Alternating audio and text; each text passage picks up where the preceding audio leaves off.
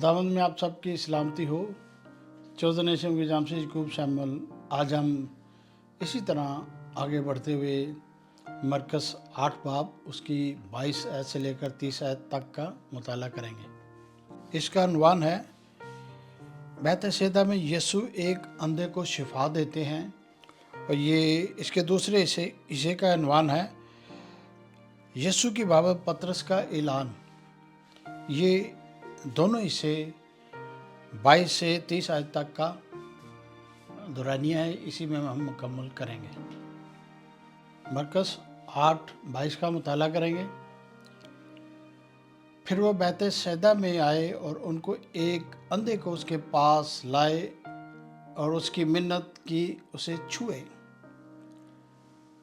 खुदावंद यीशु अल मसीह जब वो किसी से पार ट्रैवल करके बैतसैदा में पहुंचे तो वहाँ के लोगों ने देखा कि यीशु आ चुके हैं। तो वो लोग इकट्ठे हुए और उन्होंने एक अंधे को, जो कि अंधा था, वो देख नहीं सकता था, उसको पास लाए और उनका यकीन था कि यीशु इस अंधे को छुएंगे तो ये शिफा लेगा, इसकी आंखें वापस आ जाएगी, ये देखना शुरू कर देगा। तो वो अंधे को उस भीड़ में लेकर यीशु के सामने उन्होंने पेश किया कि इसको आप ठीक करें। 23 आयत का मुताला करेंगे। और वो उस अंधे का हाथ पकड़कर उसको गांव से बाहर ले गया और उसकी आंखों में थूक कर अपना हाथ उस पर रखे और उससे पूछा, क्या तू कुछ देखता है? 24 आयत में देखते हैं हम। 24 आयत, उसने नज़र उठाकर कहा, मैं आदमियों को देखता हूँ, क्योंकि वो मुझे चलते हुए ऐसे दिखाई देते हैं जैसे दरख्त। अजीजों, यीशु ने उस आदमी को, जो अंधा था, उसको गांव से, उस भीड़ से, उस सिस्टम से बाहर लेकर गांव के बाहर ले गए और अकेले में यीशु ने अपना थूक उसकी आंखों पे लगाया और थूकने के बाद उससे कहा कि नज़र उठा कर देखो तो क्या नज़र आता है। तो उसने कहा, मुझे ऐसे नज़र आता है जैसे आदमी चलते हुए दरख्तों की मानद है। वो ग्रीन नज़र आ रहे हैं, वो हरे हरे नज़र आ रहे हैं, जैसे चल रहे हैं, दरख्त चल रहे हैं। क्योंकि वो आदमी चल रहे तो उसकी आंखों में अभी रोशनी मुकम्मल तौर पर नहीं आई थी, उसको धुंधला सा नज़र आ रहा था। उसे ऐसे लग रहा था जैसे कोई चल रहा है, लेकिन उसको हरियावल नज़र आ रही थी। यीशु ने कहा कि ये उसको अभी तक साफ साफ नज़र नहीं आ रहा। जब 25 आयत में देखते हैं, जिस आयत को देखते हैं, फिर उसने दोबारा उसकी आंखों पर अपने हाथ रखे और उसने गौर से नज़र की और अच्छा हो गया, सब चीज़ें साफ साफ देखने लगा। अजीजों, यीशु ने दोबारा उसकी आंखों पर हाथ रखे। हो सकता है कि उसकी पलकें या उसकी आंख के ऊपर जो पर्दा था, वो पर्दा ही आपस में जुड़ा हुआ हो, वो उसकी आंखें बंद हो। पैदाइशी तौर पर उसकी अंदर तो उसकी आंखें थी, लेकिन उसके ऊपर वो पर्दा था, वो बंद हो। यीशु ने उस पर्दे को फिर दोबारा हाथ लगाया और वो उसको साफ साफ नज़र आना शुरू हुआ और उसने हर चीज़ को वाज़ेह तौर पर देखना शुरू किया, जैसे हम, आप, दुनिया एक दूसरे को अच्छे तरीके से देख सकते हैं, कलर्स देख सकते हैं, कलरों के पहचान कर सकते हैं, हर चीज़ खाने पीने की उसको साफ साफ, और लोग उसको साफ साफ नज़र आते, यीशु उसको साफ साफ नज़र आ रहा था। इसी तरह है कि जैसे हम यीशु से कुछ मांगते हैं, यीशु से दुआएं करते हैं, यीशु से इल्तिजाएं करते हैं, तो हमें पहले तो यीशु धीरे धीरे हमें आहिस्ता आहिस्ता चीज़ें देना शुरू करता है, हमें आहिस्ता आहिस्ता बरकत देना शुरू करता है। और जब वो दूसरी दफ़ा जब वो देखता है कि यीशु ये मेरी तरफ मुकम्मल तौर पर आंखें लगाए हुए हैं, तो यीशु अच्छे से बरकत देता, अच्छे से बीमारी से दूर कर देता, अच्छे से सारी चीज़ें नवाज देता है, क्योंकि वो देखता है कि ये क्या करता है। इसी तरह जब हम मसीहत में, जब हम यीशु को नए नए अपनाते हैं, तो यीशु हमें देखता है और हमें धुंधला सा नज़र आता है। जब मोतिया आ जाता है किसी की आंखों में तो उसको धुंधला नज़र आता है, जब तक उसका मोतिया ना निकाला जाए तो वो उसको साफ साफ नहीं निकाला जाता, नहीं नज़र आता। इसी तरह यीशु ने भी उसकी आंखों का ऑपरेशन किया और उसको साफ साफ नज़र आना शुरू हुआ।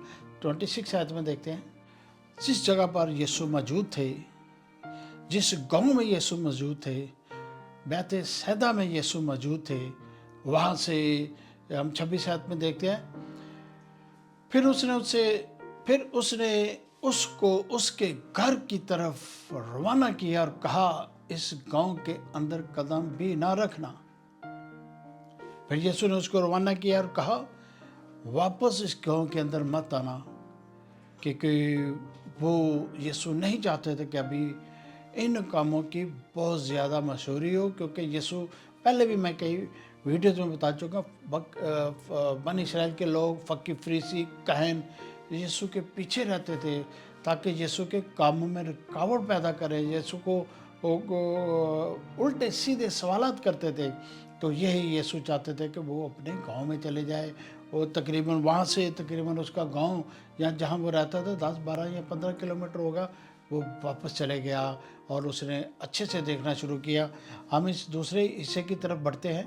इसका अनुमान वही जो मैंने पहले बताया, पतरस की बाबत, यीशु की बाबत पतरस का ऐलान, यीशु की बाबत पतरस का ऐलान, यानी पतरस ने यीशु के बारे में कुछ कहा, उसके बारे में ये 2-3 आयतों का मुताला करेंगे।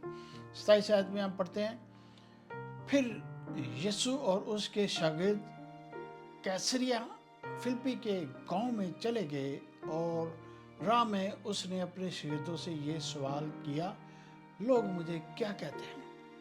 वहाँ से जब ये चले तो ये तकरीबन 30 से 40 किलोमीटर के फासले पर ये कैसरिया फिलिप्पी के इलाके में पहुँचते हैं। ये ट्रैवल करके 30-40 किलोमीटर का ट्रैवल करके वहाँ पहुँचते हैं। तो यीशु अपने शागिर्द मुकम्मल तौर पर 12 के 12 यीशु के साथ थे। फिर जब यीशु ने अपने शागिर्दों से सवाल किया कि लोग मुझे क्या कहते हैं, तो अगर हम 28 आयत में देखते हैं, 28 आयत में देखते हैं कि उन्होंने जवाब दिया कि यूहन्ना बपतिस्मा देने वाला, बाज़ एलिया और बाज़ नबियों में कोई। ये सारे शागिर्दों की मिली जुली ये स्टेटमेंट थी कि जो लोग यीशु के बारे में क्या समझते, क्या कहते कि कोई यूहन्ना बपतिस्मा देने वाला, बाज़ एलिया, बाज़ नबियों में कोई। और ये लोग इसी तरह समझते थे क्योंकि यूहन्ना के बारे में, यूहन्ना ने जब यीशु के आने से पहले माफ़ी की तालीम, माफ़ी के बारे में कहना शुरू किया कि लोगों आओ बपतिस्मा लो और माफ़ी का बपतिस्मा लो और अपने गुनाहों की माफ़ी करो, क्योंकि उससे पहले माफ़ी का कॉन्सेप्ट फ़र्क था। बछड़ों और बैलों और बकरियों, मेंढों, कुमरियों की कुर्बानी दी जाती थी माफ़ी करने के लिए साल बाय साल। अब यहाँ पर यीशु के आने से पहले यूहन्ना बपतिस्मा देने में यीशु की राह तैयार कर रहा है कि बपतिस्मा लो और अपने गुनाहों की माफ़ी करो, माफ़ी मांगो खुदावंद से। तो ये थोड़ा डिफरेंट हो जाता है बनी इसराइल के लिए, और बनी इसराइल को समझने के लिए भी ये सारा डिफरेंट हो जाता है। अभी 29 आयत में देखते हैं, उसने उनसे पूछा, लेकिन तुम मुझे क्या कहते हो? पतरस ने जवाब में उससे कहा, मसीह है। अजीजों, पतरस फौरी तौर पर रिएक्ट करता है, कहते तुम मुझे क्या कहता? पतरस ने एकदम जवाब दिया। पतरस यीशु के बहुत करीब था, यीशु को बहुत प्यार करता था। पतरस को जो खुदावन ने वो कुंजियाँ भी दी हैं, वो चाबियाँ भी दी हैं, यीशु ने चाबियाँ भी दी हैं। पतरस ने एकदम रिएक्ट किया, तू मसीही है, तू खुदावन का बेटा है, तू उसके बारे में अयां किया, ब्यां किया। और जो ये इमेज मैं पीछे लगा रहा हूँ, ये सारी बातें उस गार के सामने, या फिलिप्पी और कैसरिया फिलिप्पी के इलाके में उस गार के सामने हो रही हैं। ये वो गार है जहाँ पर बुतों की पूजा की जाती थी, जहाँ लोग अपने सेक्रीफाइस करते थे, लोगों को मारकर इस घर के अंदर फेंका जाता, जानवरों को मारकर इसके घर के अंदर फेंका जाता। इसके अंदर पानी भी था, लेकिन इस घर की आज तक समझ लगी ये कहाँ से जाती है ये गार। ये उसी गार के मुंह के ऊपर ही यीशु अपने शगिर्दों के साथ ये बातें कर रहे हैं, ताकि गार के अंदर वो जो शैतानी अंसर है, शैतानी मंजर है, ये शैतानी चीज़ें उसको भी सुनाई दे कि ये खुदा का बेटा है ये। और वो जानते थे, लेकिन ये गार के जिसको ये अगर हम इसको और डीपली जाए तो ये दोजक का दरवाज़ा इसको कहा जाता है, ये दोजक की गार कहा जाता है। और इसके बारे में मैं आपको कुछ नक्शेदार दिखाता हूँ। अजी तो ये देखिए, मैंने आपके लिए आसानी करने के लिए एक इमेज लगाया है। इसके ऊपर सारा कुछ यहाँ है, लिखा हुआ है। ये माउंट ऑफ हरमोन नाम से ये जो मैंने लगाया है, यहाँ इमेज लगाया है, इसको गेट ऑफ द हेल भी कहते हैं। यहाँ पूजा पाठ हुआ करती थी। ये जो सारी चीज़ें मैं आपके सामने पेश कर रहा हूँ, और ये गौर से आप देखें, ये नक्शा भी मैं लगा रहा हूँ। इस नक्शे को भी आप गौर से देखें कि ये नक्शा भी उन्हीं इलाकों का है जहाँ ये सारी चीज़ें हुई थी। अब ये इस वक्त ये जॉर्डन के अंदर है, तब ये इसराइल में हुआ करता था, अब ये जॉर्डन के अंदर है। इसके बारे में कुछ चीज़ें मैं आपके सामने रखना चाहता हूँ। अजी तो ये पुराने यादनामे के ज़माने में कैसरिया फिलिप्पी, जो इस वक्त विनाश के नाम से जाना जाता है, कोई हरमुन की बुनियाद पर बैठा था। इब्तदाई किनानी विनाश में बाल की पूजा करते थे, और कैदियों को जुर्म का तौहीन करने के लिए इस जहन्नम के दरवाजे में डाल दिया जाता था, और वो गारों के अंदर चले जाता था। इसके नीचे पानी था, और वो बड़े बड़े चश्मे हुआ करते थे। और ये ज़्यादातर जो जाना जाता है, ये बाल की पूजा किया करते थे।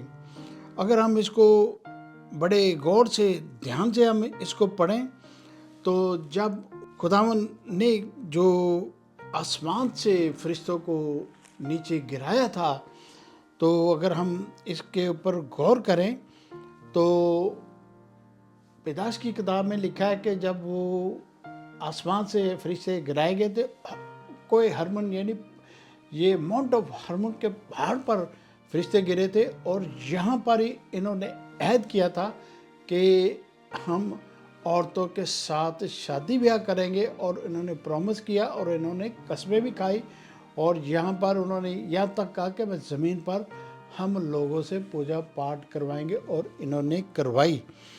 और यहाँ जंगलियों के देवता भी कहा जाता था, और पान का देवता भी कहा जाता था।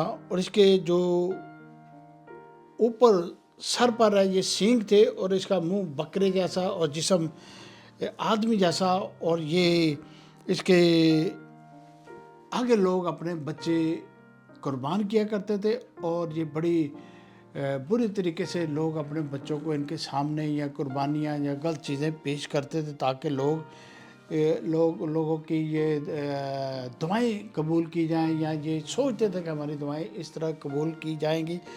ये उन वक्तों में ये बनी इसराइल के सिस्टम में था, लेकिन अब ये जॉर्डन के अंदर ये है। और ये जो मैंने सारी ये जो मैं फ़ोटोग्राफ, ये सारी चीज़ें दिखा रहा हूँ, ये हमें और आपको समझने की ज़रूरत है कि ये कहाँ वाक़या था। यीशु बाकायदा उसके मुंह के ऊपर, घर के मुंह के ऊपर अपने 12 शिगिर्दों के साथ बात कर रहे हैं, उनको समझा रहे हैं, यहाँ तक कि जो अपलिसी कुफ्ते हैं उनको भी समझ आ रही है कि ये खुदा का बेटा है, और यही है। अजी तो 30 आयत का मुताला करेंगे, मरकज़ 8:30।